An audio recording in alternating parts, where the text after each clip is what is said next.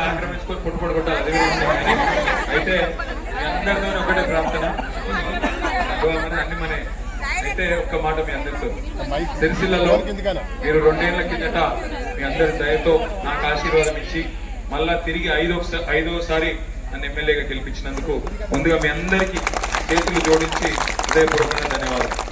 సరే మీరు సిరిసిల్లలో నన్ను గెలిపించారు, మీరేమనుకున్నారంటే మళ్ళా కేసీఆర్ సారే ఉండాలి, మళ్ళా కేటీఆర్ మా ఎమ్మెల్యే ఉండాలి, మంత్రి అవుతాడు, మళ్ళా సిరిసిల్ల డెవలప్మెంట్ ఆగది, మంచిగా ముంగట్టుకొస్తుంది మీరు ఆలోచించారు.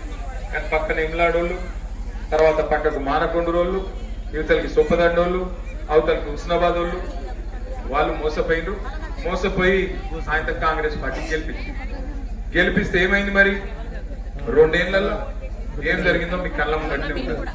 రూపాయి పని లేదు, ఒక్క కొత్త స్కీమ్ లేదు, చాలా స్కాములు ఉన్నాయి తప్ప స్కీములు మాత్రం లేవు కాంగ్రెస్ వాళ్ళు వచ్చిన.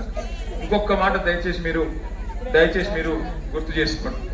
ఇక్కడ బీడీలు చుట్టే అక్క చెల్లెలు ఉన్నారు, ఒకసారి శైలవాడు అందరూ చాలా ఒక్క మాట గుండె మీద చేసుకొని నిజాయితీగా చెప్పారు, చేయించు ఒక్క మాట గుండె మీద చేసుకొని నిజాయితీగా ఆలోచన చేయండి.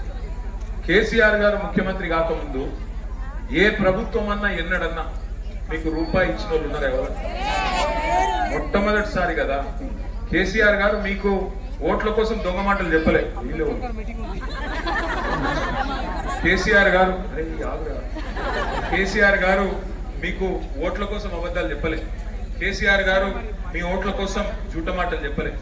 ఆయన మీకు మాట ఇయ్యకపోయినా మనసులో మీరంటే ప్రేమ ఉన్నది కాబట్టి ఒక బీడీలు చుట్టే ఆడపిల్ల తన ఆరోగ్యం ఖరాబ్ చేసుకుంటా కుటుంబం కోసం ఊపిరితిత్తులు పాడైతాయి, రకరకాల సమస్యలు వస్తాయి తెలుసు మీకు.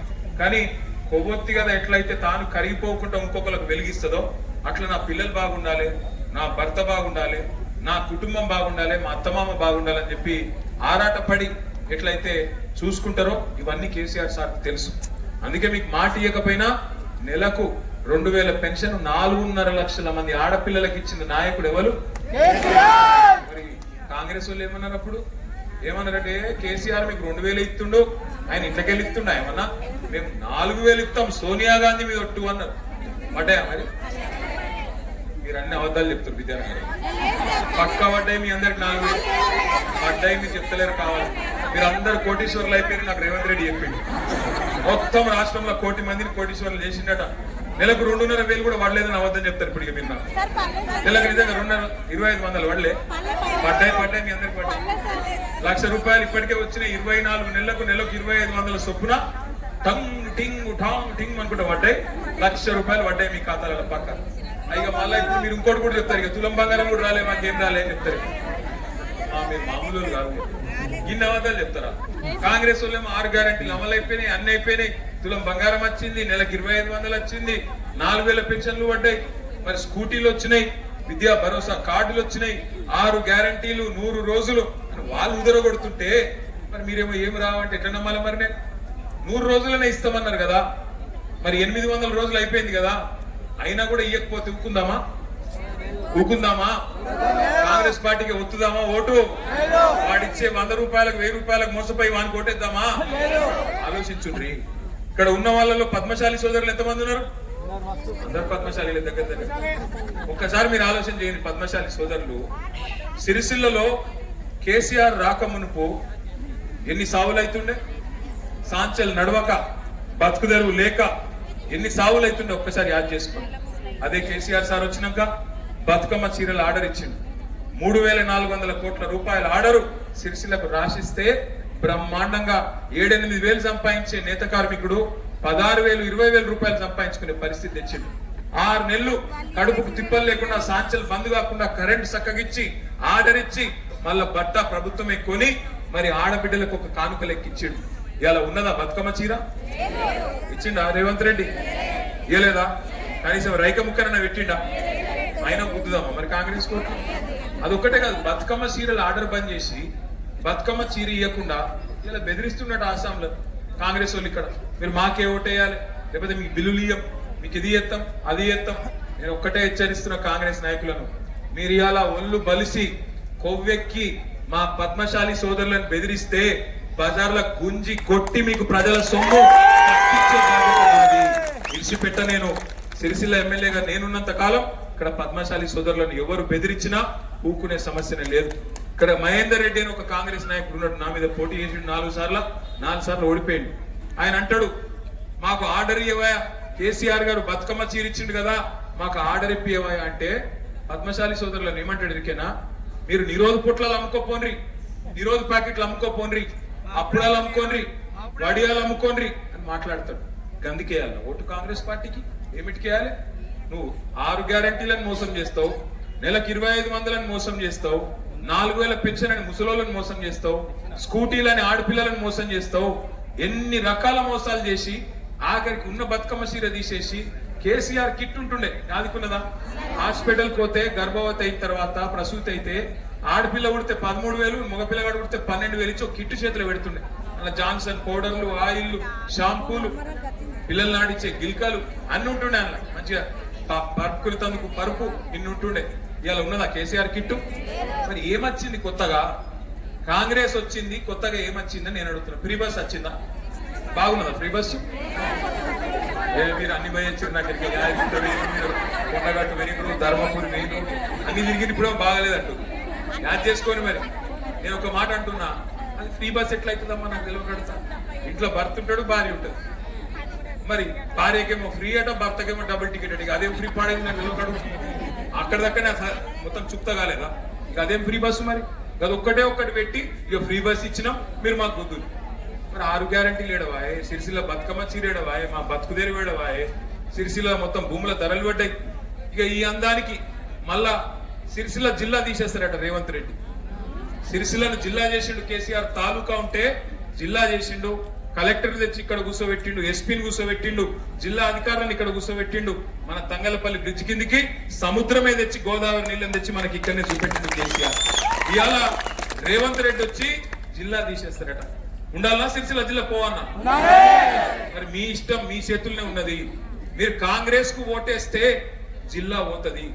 రేవంత్ రెడ్డి ఏమనుకుంటాడు, వీళ్ళు ఓటేసింది నాకే వేసిరు కదా, నేను రూపాయి ఇవ్వకపోయినా నాకే గుద్దుతురు, నేను ఇందిరమ్మ చీరలని ఏదో ఆగం చేసినా, మొత్తానికి బతుకమ్మ చీర ఎత్తేసినా నాకే వేస్తుండ్రు, 4000 పెన్షన్ ఇవ్వకపోయినా నాకే వేస్తుండ్రు, రైతు బంధు వేయకపోయినా నాకే వేస్తుండ్రు, పద్మశాలీలు నిరోధ పొట్లాలు అమ్ముకోమంటే కూడా నాకే వేస్తుండ్రు. వీళ్ళని అవమానించినా, వీళ్ళకు కడుపు మీద దన్నినా, వీళ్ళ గుండె మీద దన్నినా కాంగ్రెస్ పార్టీ నాకే వేస్తుండ్రు అంటే వీళ్ళకి ఎందుకు చేయాలి? ఉన్న జిల్లా కూడా పీకి పారేస్తా అంటాడు. జిల్లా పోతే ఏమైతుందని మీరు నన్ను అడగచ్చు. జిల్లా పోతే ఏమైతుందంటే, ఒకప్పుడు సిరిసిల్ల డిగ్రీ కాలేజీ లేకుండా యాదుకుందా మీకు? వేములవాడకు సిరిసిల్ల కలిపి అగ్రహారంలో పెట్టిరు నట్టనడుమ. అసోంటి సిరిసిల్లలో జిల్లా అయినందుకే కదా కేసీఆర్ సార్ మనకు ఒక మెడికల్ కాలేజ్ ఇచ్చింది. మన పిల్లలు డాక్టర్ చదువుకోవాలంటే ఏ హైదరాబాద్ కో బెంగళూరుకు పోయే అవసరం లేకుండా మన సిరిసిల్లనే చదువుకునేటట్టు మెడికల్ కాలేజ్ ఇచ్చిండు కేసీఆర్. నర్సింగ్ కాలేజ్ ఇచ్చిండు, జేఎన్టీయు ఇంజనీరింగ్ కాలేజ్ ఇచ్చిండు, వ్యవసాయ కాలేజ్ ఇచ్చిండు, వ్యవసాయ పాలిటెక్నిక్ ఇచ్చిండు, అపారెల్ పార్క్ ఇచ్చిండు. మన నేతన్నలను ఆసాములు చేసేందుకు వర్కర్ టు ఓనర్ అనే పథకం తెచ్చిండు కేసీఆర్. మన పద్మశాలి సోదరుల కోసం 5 ఎకరాల జాగా శాంతినగర్ ల ఒక్కొక్క ఎకరం 5 కోట్లు ఉంటది. 25 కోట్ల విలువ చేసే భూమి మనకు కేసీఆర్ సార్ ఇచ్చిండు. 8 కోట్ల రూపాయలు ఇచ్చిండు. అక్కడ బిల్డింగ్ కట్టుండ్రి, కట్టి మనోళ్ళ కోసం, మన పిల్లల కోసం, పేదవాళ్ళు ఉంటారు పద్మశాలీల, మీ పిల్లల కోసం ఒక వసతి గృహం కట్టుకోండి అని ఇచ్చిండు కేసీఆర్. మరి ఇలా ఏమైందా? 5 ఎకరాలు ఎక్కడేసిన గొంగలు ఆడనే ఉన్నాయి. తట్టెడు మట్టి తీయాలి కాంగ్రెస్ వచ్చినాక. మరి గందుకోసం వేయాలి ఓటు? ఏమిటికి వేయాలి కాంగ్రెస్ కు? మీరు ఎలక్షన్ కాగానే ఆగమవుతారు, ఎలక్షన్ కాగానే వస్తారు, అమ్మ అంటారు, అక్క అంటారు, చెల్లె అంటారు, కోడలు అంటారు, వదినే అంటారు, మరదలు అంటారు, వరుసలు కలుపుతారు. నిన్న దాకా లేని చుట్రికాలు కొత్తగా మోపై ఇంటికి వచ్చి ఇక బుగ్గలు పట్టుకున్నాడు, చేతులు పట్టుకుడు, అమ్మ దండం పెడతా, నేను ఓడిపోయినా, నేను చచ్చిపోతా, గెలవకపోతే అది కిరసన్ డబ్బా పట్టుకొని వస్తా, గ్యాస్ పట్టుకొని గ్యాస్ పోసుకొని చచ్చిపోతా. ఈ డ్రామాలు మొదలైతే ఆ డ్రామాలకు మోసపోతే మనం మటాష్ అయిపోతాం మళ్ళా. అందుకే దండం పెట్టి చెప్తున్నా, ఈ 3 వార్డులలో మంచి అభ్యర్థులను మీకు పంపించిన. గుడ్ల శ్రీనివాస్ గారు సీనియర్ నాయకుడు, బ్రహ్మాండంగా పనిచేసే నాయకుడు, 24 గంటలు మీకు అందుబాటులో ఉండే నాయకుడు. జిందం కళా చక్రపాణి గారు మున్సిపల్ చైర్మన్ గా 5 ఏళ్ల పాటు పనిచేశారు.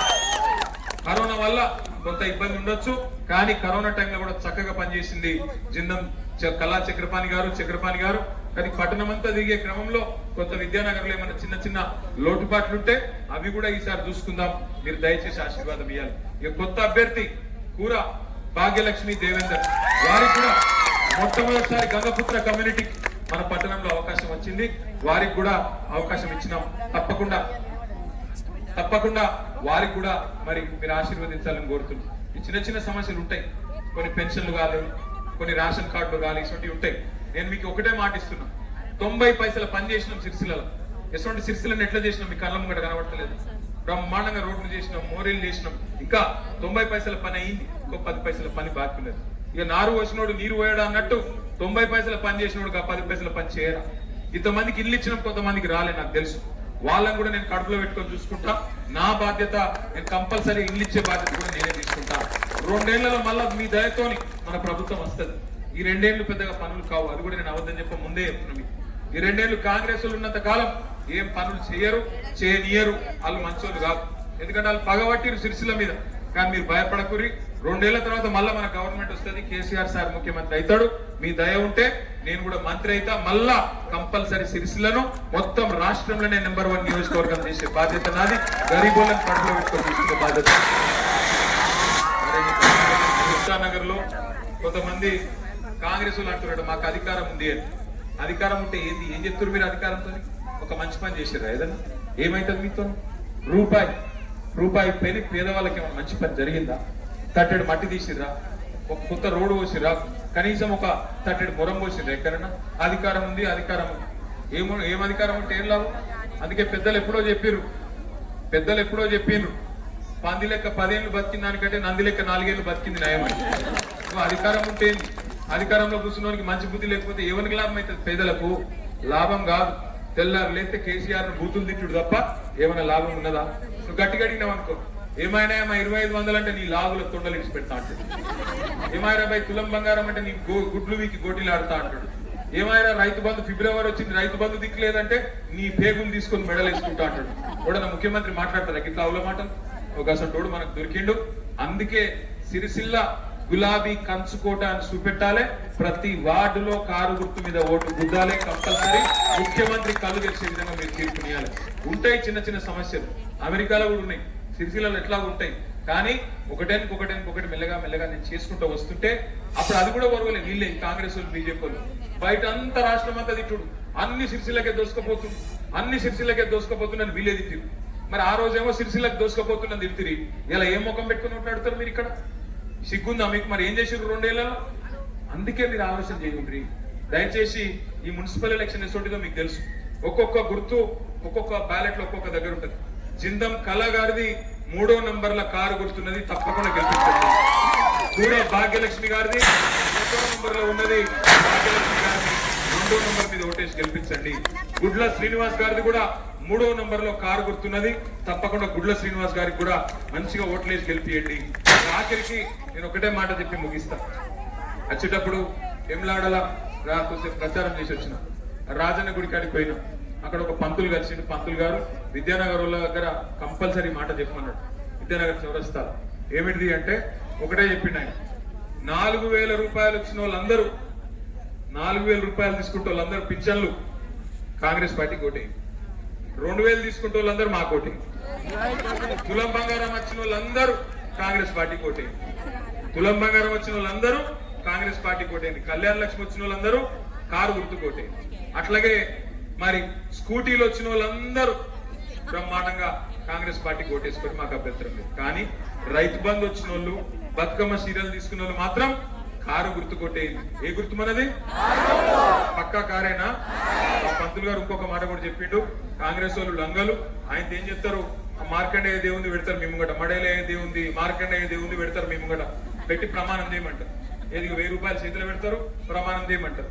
మీరు మంచిగా ఏం చేయాలంటే కళ్ళు మూసుకొని తుప్పలు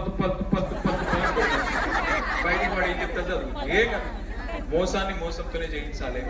వాడు 1,00,000 రూపాయలు ఇస్తే 1000 రూపాయలు ఇస్తే మిగిలిన 99,000 ఏవిరా అని అడగద్దామా? 24 నెలలకు 2500 చొప్పున 1,00,000 రూపాయలు ఇయ్యన్నా ఇయ్యద్దా?